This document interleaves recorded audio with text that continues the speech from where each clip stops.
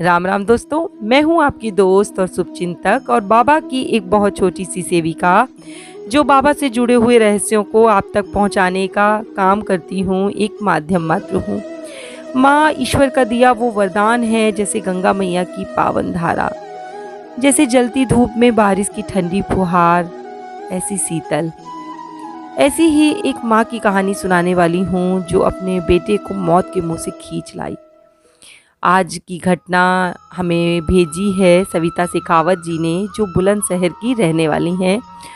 और दोस्तों, अगर आपकी भी कोई ऐसी सच्ची अनुभूति है जो आप हमसे शेयर करना चाहते हैं, तो स्क्रीन पर दिए जा रहे ईमेल एड्रेस पर आप हमें मेल कर सकते हैं और हमारा प्रयास रहेगा उसे लोगों तक पहुंचाने का। दोस्तों, आगे की कहानी सुनाती हूँ सविता जी के शब्दों में। सबसे पहले सविता जी की तरफ से आप सभी को राम राम। दोस्तों, मेरे पिता का देहांत बचपन में हो गया था, जब मैं 10 वर्ष की थी। जब से होश संभाला, हनुमान बाबा को अपने पिता के रूप में माना। उनसे अपने हर दुख, हर तकलीफ़ को कहना मेरी आदत थी। जब माँ मुझे डांटती तो लगती थी बाबा से उनकी शिकायत करने। हनुमान बाबा से बातें करना मेरी पुरानी आदत थी, जो आज तक नहीं बदली है। आज भी जब मैं परेशान होती हूँ तो लग जाती हूँ बाबा से बात करने, और वो भी मुझसे बात करते हैं, चाहे आप इसे माने या ना माने। दोस्तों, ये जो घटना है जिसे मैं आपको सुनाने वाली हूँ, इसे मैं कभी भी याद नहीं करना चाहती हूँ, क्योंकि ये घटना मेरे जीवन की सबसे मनहूस घटना है।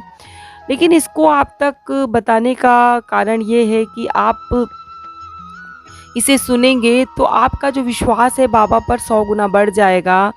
और आप भी अगर इस तरीके की किसी परेशानी में हैं और कोई भी रास्ता आपको नज़र नहीं आ रहा है, तो मैं आपसे प्रार्थना करूंगी कि आप बाबा की शरण में जाइए और उनसे प्रार्थना कीजिए।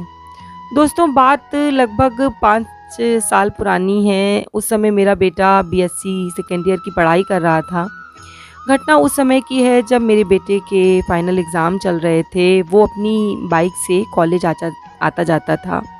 दोस्तों, उसका एक दोस्त भी उसके साथ रहता था। हर रोज़ वो दोनों बाइक से पेपर देने के लिए जाते थे और आधे घंटे में अपने कॉलेज पहुंच जाते थे। उनका कॉलेज कुछ दूरी पर है।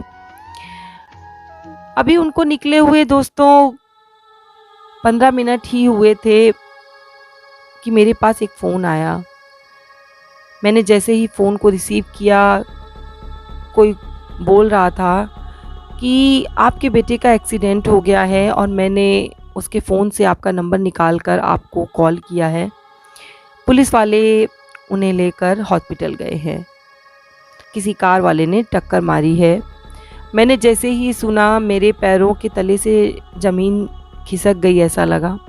मुझे रोना आने लगा, सारा शरीर भय से कांपने लगा। क्या करूं, कुछ नहीं सूझ रहा था। दोस्तों, मेरे पति बाहर कार्यरत हैं और मैं अपने बेटे और बेटी के साथ अकेले ही रहती हूं। और जब अकेली हूं तो मैं क्या करूं, मुझे कुछ भी नहीं समझ में आ रहा था। और ऐसी परिस्थिति का पहले मैंने कभी भी सामना नहीं किया था। मैंने तत्काल ही अपने भाई को फ़ोन किया, जो कुछ दूरी पे रहते हैं, और दौड़ पड़ी हॉस्पिटल की ओर। दोस्तों, जैसे ही मैंने अपने बेटे को वहाँ हॉस्पिटल में देखा, मैं तुरंत ही बेहोश हो गई। मेरे भाई भी तब तक वहाँ पहुँच चुके थे। उन्होंने मुझे किसी तरीके से संभाला।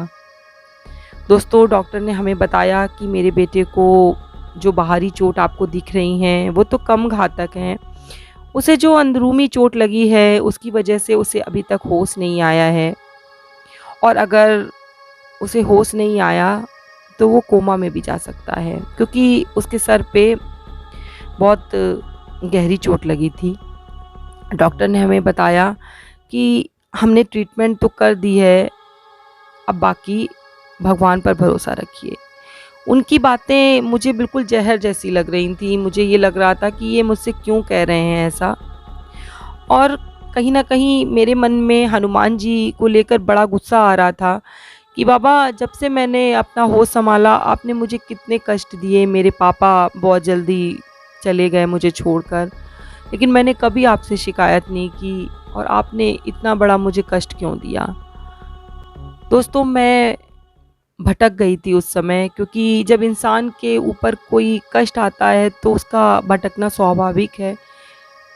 लेकिन तभी मेरे भाई ने मुझे संभाला और हम तीनों, मेरे और मेरा भाई, मेरी बेटी, वहीं आईसीयू के बाहर बैठ गए। रोते रोते दोस्तों हम सबका बुरा हाल था। तभी ऐसा लगा कि कोई मुझसे कह रहा हो कि रोती क्यों हो, तुझे मुझ पर विश्वास नहीं? मैं हूँ ना, तेरे मोहित को कुछ नहीं होगा। दोस्तों मोहित मेरे बेटे का नाम है और उसका नाम सुनते ही मैं चौंक गई, क्योंकि उस समय मैं सोई नहीं थी और ना ये मेरा सपना था। क्योंकि उस पल मुझे नींद तो आ ही नहीं सकती। मुझे मेरे बाबा ने चेताया था, मेरे बाबा ने मुझे संभाला था। दोस्तों मैंने वहीं बैठे बैठे प्रण लिया कि बाबा अब मेरी डोर आपके हाथ में है और अब मैं आपकी हनुमान चालीसा का अनवरत पाठ करूंगी जब तक मेरे बेटे को होश नहीं आ जाएगा। और दोस्तों मैंने वहीं हॉस्पिटल में एक कोने में बैठकर हनुमान चालीसा का मन ही मन पाठ करना शुरू कर दिया। मैंने संकल्प ले लिया था कि जब तक मेरे बेटे को होश नहीं आएगा मैं अब इस पाठ को नहीं रोकूंगी। दोस्तों पूरी रात गुजर गई, आधा दिन गुजर गया, पर मेरे बेटे को होश नहीं आया था। मेरे पति भी आ चुके थे, पर मैंने बिना रुके पाठ को प्रारंभ रखा। दोपहर के 2 बज चुके थे। ऐसा लग रहा था कि शायद मेरा बेटा अब कभी नहीं उठेगा, वो कभी मुझे माँ नहीं कहेगा। अब मैं कैसे जीऊँगी? पर तभी एकाएक चमत्कार हुआ।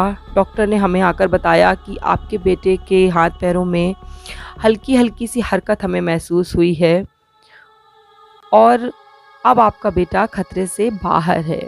दोस्तों इतना सुनते ही मेरे आँखों में जो आंसुओं को मैंने संभाल कर रखा था, जिन आंसुओं के सैलाब को मैंने अपनी आँखों के में बांध कर रखा था, कैद करके रखा था, उन्हें मैं रोक नहीं सकी और वो बह निकले।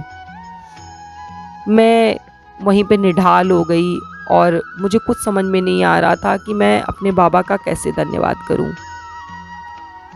मैंने अपने बाबा से प्रार्थना की कि बाबा मैंने जो मूर्खतावश आपको अपशब्द कहे हैं उसके लिए मुझे क्षमा कर दीजिए, और आपने मुझ जैसी मूर्ख पर इतनी बड़ी दया की, मेरे बेटे को आपने बचा लिया। मैं आपका ये जो आपने मुझे वरदान दिया है, ये जो आपने मुझे एक तोहफ़ा दिया है, इसे मैं कभी नहीं भूलूंगी।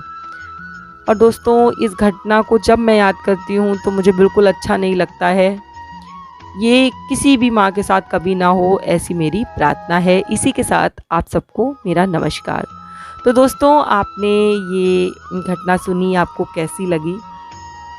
ये माँ की एक हृदय से निकली हुई सच्ची बात है, और अगर आपको पसंद आई हो तो आगे शेयर कीजिएगा। और मैं बाबा से प्रार्थना करूंगी कि बाबा आपको सदा खुश रखें। इसी के साथ जय श्री राम, जय बाबा की।